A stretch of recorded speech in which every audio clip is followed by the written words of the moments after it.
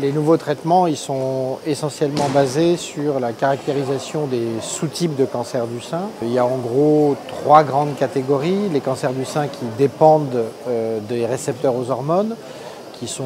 à peu près les 2/3, 3/4 des cancers du sein. Il y a à peu près 15% des cancers du sein à 20% qui sont avec l'expression d'une protéine qui s'appelle HER2. Et puis il y a le reste, 15% environ, qui sont des cancers du sein qui n'expriment ni les protéines HER2 ni les récepteurs hormonaux. Eh bien, ces 3 catégories ont aujourd'hui des stratégies de prise en charge qui sont différentes et les médicaments qu'on développe sont des médicaments qui permettent d'améliorer l'espérance de vie quand les patients sont malheureusement en situation métastatique et puis surtout, quand ils ne sont pas en situation métastatique, d'augmenter le taux de guérison. Dans la perspective de patients en Algérie,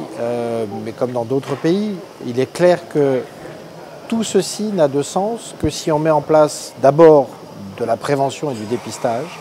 car plus on arrive tôt au moment d'une maladie, plus on a de chances de guérir, et plus les médicaments, même nouveaux soient-ils, vont permettre d'augmenter le taux de guérison, voire parfois d'éviter certains traitements anciens plus agressifs. Donc oui, il y a très clairement un intérêt à pousser sur le dépistage et en même temps la prise en charge précoce. Alors parmi les traitements nouveaux, il y a un certain nombre de traitements qui sont des anticorps qu'on utilise et ces anticorps, jusqu'à présent, on les utilisait en injection par voie intraveineuse, ce qui voulait dire de venir à l'hôpital, de venir en hôpital de jour. Aujourd'hui, on a la possibilité d'utiliser certains de ces médicaments par voie sous-cutanée, c'est-à-dire une administration qui va durer 4-5 minutes, qui se fait pour l'instant toujours pour la majorité des cas en hôpital de jour, mais qui nécessite une reconstitution qui est immédiate, 2, donc, du gain de temps en pharmacie,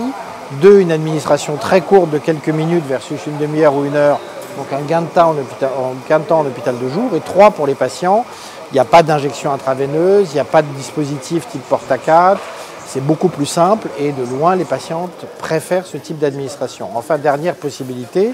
c'est que ces médicaments sont pour beaucoup d'entre eux assez anodins en termes d'effets secondaires, il y en a très peu.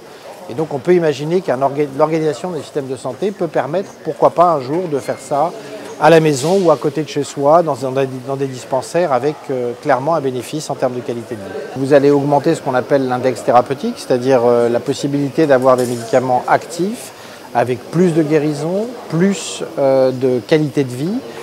pour des effets secondaires qui sont moindres. Et donc dans ce cas-là, oui, très clairement, l'utilisation de nouveaux médicaments d'un côté et des modalités d'administration plus simples ont tout intérêt à être mises en place parce que ça va simplifier les procédures et améliorer le parcours du patient et clairement avoir un impact sur sa qualité de vie. Et aussi la qualité de vie des soignants puisque ça sera plus simple.